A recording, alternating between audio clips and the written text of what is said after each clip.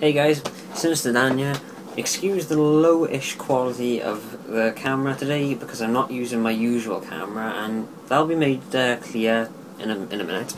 Anyway, I have just watched Mini War Gaming's tutorial on how to make money with your hobby, number 8 I think it was, about how to set up a painting station for filming. And that kind of inspired me to do my own kind of tutorial on how I set up to do the stop motion stuff I do with Huron does. And the other things as well, which I'm not going to release anything, but there's something big coming up. Live in fear. But anyway, I've got everything set up here now, so I thought I'd show you what I use, how I use it, and certain things I did do. So let's get to it. Okay, right. Well, as you can see, first of all, the first thing you notice is this huge box thing.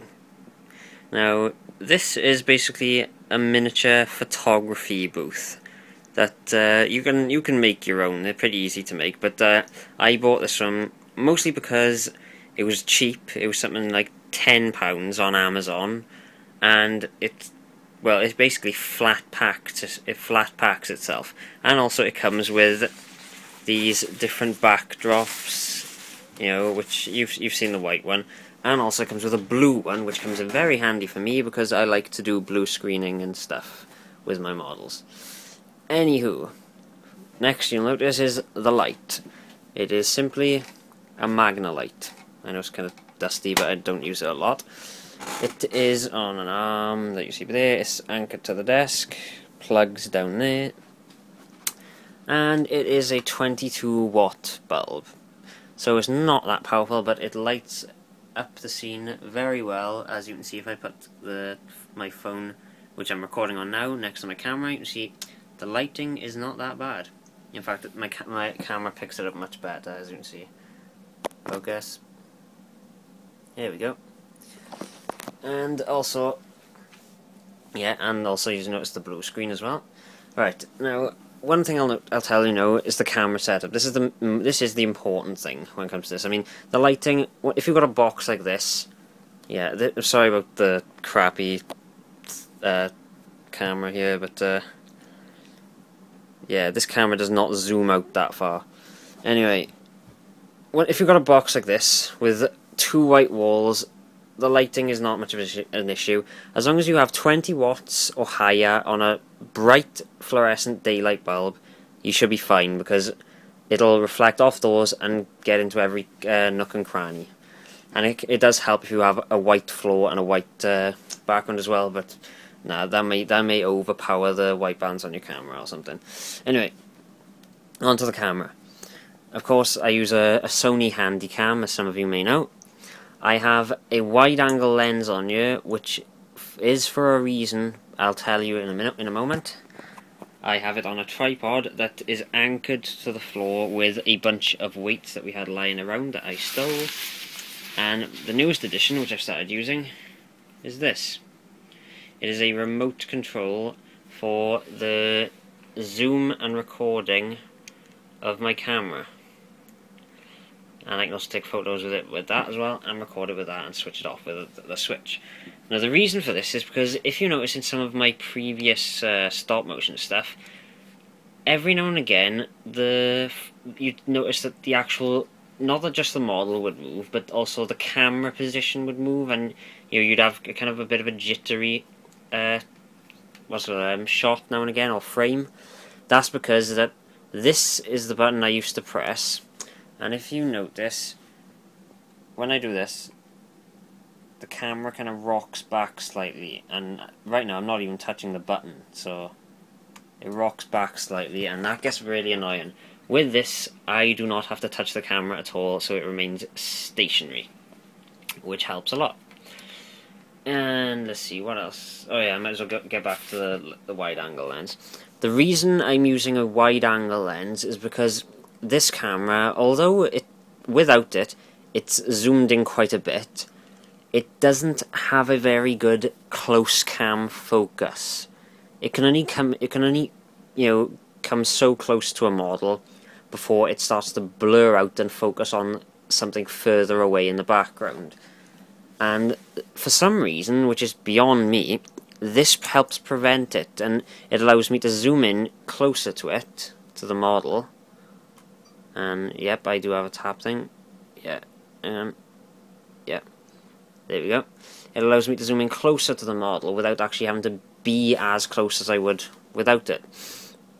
And I know that probably doesn't make any sense to you. It doesn't make any sense to me at all what I just said, but anywho. And of course now we also have the star of the show, Huron, of Huron Does, and of course we have Obi as our special guest. Yay! Everyone loves Obi. Anyway, and of course we got a few things just for scenery, because you need something for people to look at. And yes, Huron has rebuilt his house after it exploded. He's learned his lesson of leaving the gas on. Anywho, right. Now let's just show you how, roughly how to do a stop motion shot. Now can I put this? No, I'm just gonna have to hold it. I was wondering if I can put my camera down then. Never mind. Right. Anyway, and this is how we do it. Right. First of all, yeah, we pick a shot. Right. Stand him up. He's on a bit of a crease there. There. Right. So now he's on, and we'll zoom out a bit. Zoom out a bit. Right. There. And let's go back a bit. Right. Now let's turn the camera so we can get them both in shot. Okay, now we're just going to do a quick animation where we're going to make Huron walk over to Obi. Right? Now, of course, first of all, without moving him, we take a screenshot. We take a screenshot. There. So yeah, right there we got one. Now, yeah, you might notice that my camera had to load up a bit. Yeah, it has a weird white balance changer, which I'm still on an epic mission to try and turn off, because it does affect each frame now and again that I have to color correct in After Effects. But anyway, so there's our first frame. Now, depending on how fast you want him to move, like let's say if you wanted him to teleport there, you simply pick him up and put him next to Obi, or next to the target. But I think what we want to go for is a slow, fluid walk. So he's just going to walk slowly, and the idea of that is to do as many frames as possible, right? So let's see, we want him to go there and walk this slowly, so we're going to move him slightly, tiny bit for there, and now we take another shot, and then we move him again, just tiny bit. That's all it takes. And then of course, we keep on doing this little by little, no rush.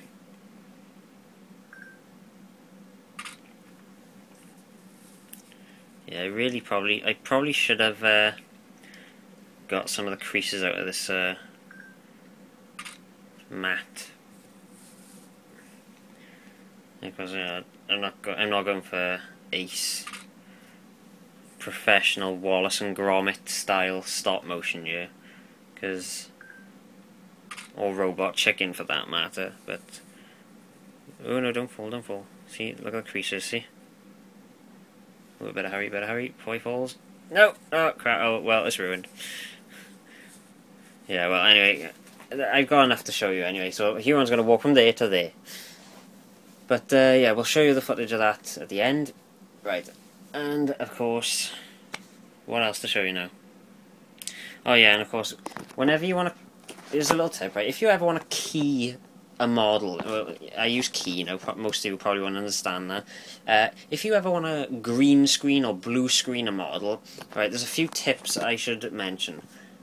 First and foremost, that's the main one, make sure whatever colour your backdrop is, which is the green screen or blue screen, whatever colour it is, make sure that colour is absolutely not on your model.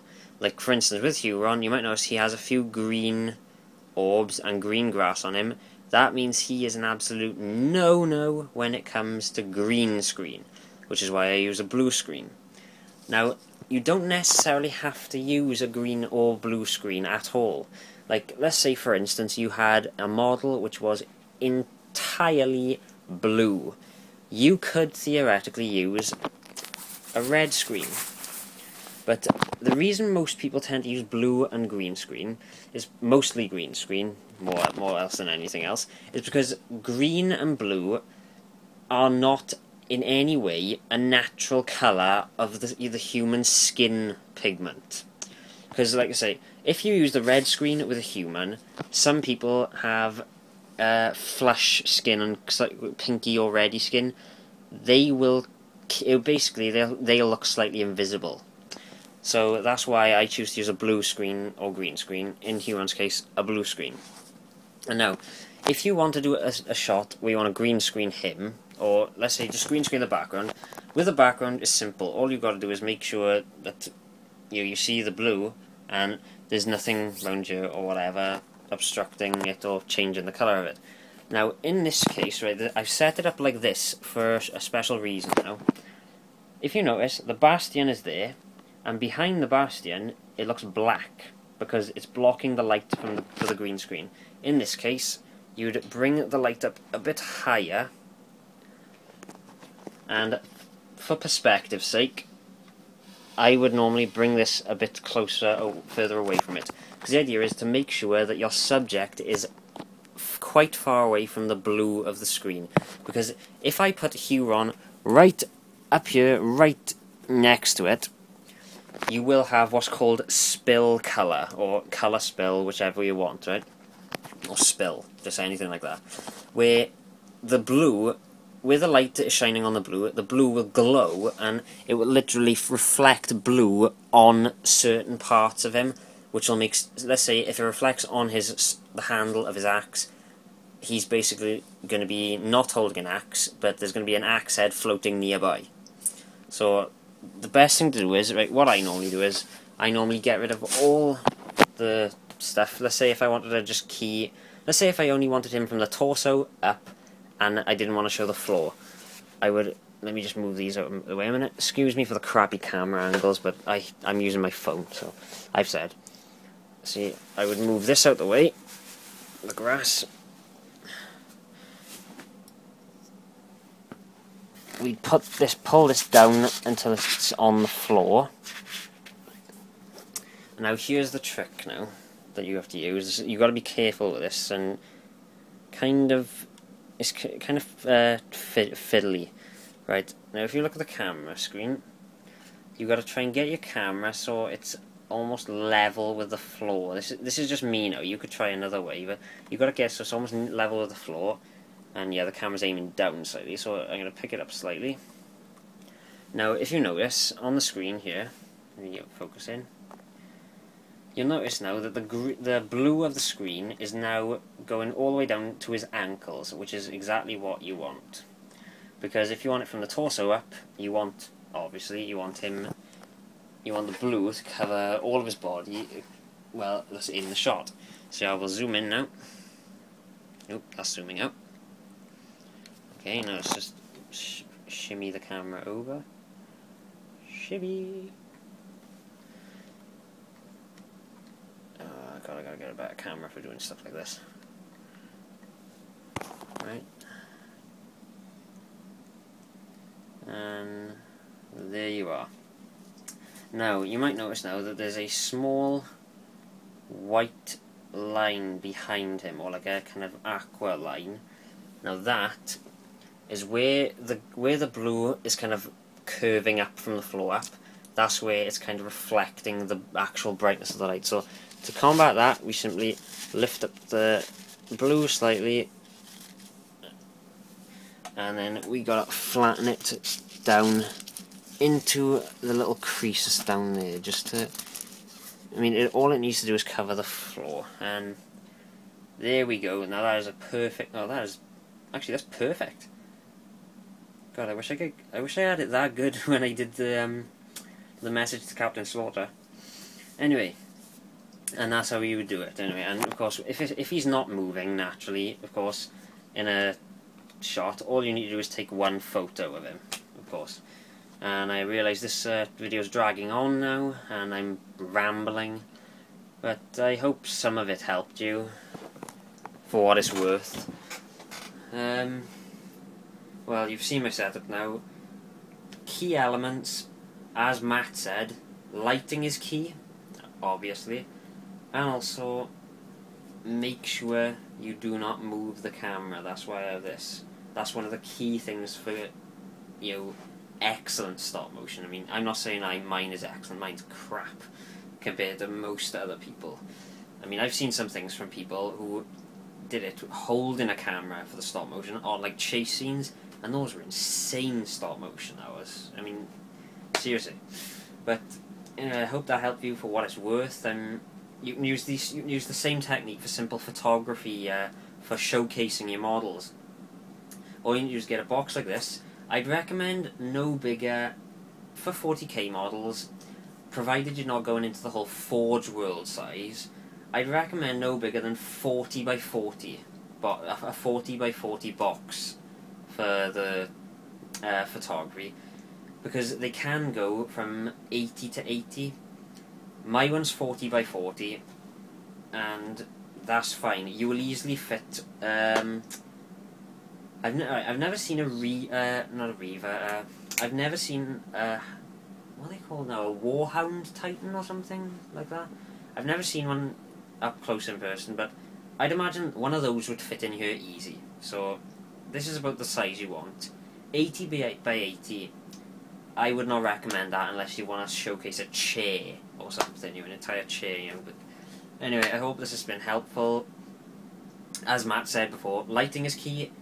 HD camera, I'd say it helps, but what I've noticed is with standard def cameras, if you have exceptional lighting, they will pick up on details better, and it will appear more higher quality. That's just through my experience, that is. And I've had a lot of, well, not a lot, I've had one other camera apart from this one on my phone, and that was an abomination of cameras. It was standard def, crappy lighting, but whenever I had, a crappy white balance, but whenever I had a good camera, a good light, I'm rambling now, whenever I have a good light, it picked up quite well. So those are the key things for photography in miniatures. Lighting, camera-ish, yeah.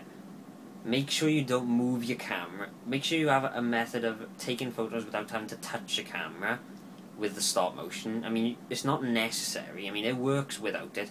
But if you want to do it crisper, or whatever the word is, I would highly recommend looking up, seeing if there's a remote of some sorts for your particular camera. And also, one key thing as well with stop motion, take your time. Simple as. I mean, yeah, Mini Wargaming, their series is awesome. They don't spend hours for the movement and whatnot. I mean, me and Jason personally, we probably spend about 15 to 20 minutes on a movement of 5 inches, but that's because we're perfectionists. We want the smoothest possible thing we can get. Mini Wargaming, I've noticed they move their models an inch at a time, no matter what movement they're doing, and it works, So, but like I said, if you want to do stuff that's perfect or near perfection, take your time. That's all I can say. And trust me, even if you think the camera's moved and it's ruined, you gotta start again, it's not so much the case. As long as the camera's roughly where it was and it's only moved a tiny bit, bear in mind it's only going to be 1 frame at the most. I use mine about 3 or 2 frames per sec, not per second. 3 or 2 frames I make each picture last with a fast motion thing. So yeah, I'm rambling now. I'm gonna stop now, right? So I hope this was helpful to you. Thank you. Thanks to Mini Wargaming. I've reached 140 subscribers in 2 months, which was awesome, because I only had 40 in October. So many thanks to Mini Wargaming. The how to make money with your hobby videos have really helped me, Matt, a lot. And look out for the next Huron does, and also look out for the bigger project that's coming up, Live in Fear. I'm SynisterDan. Peace out.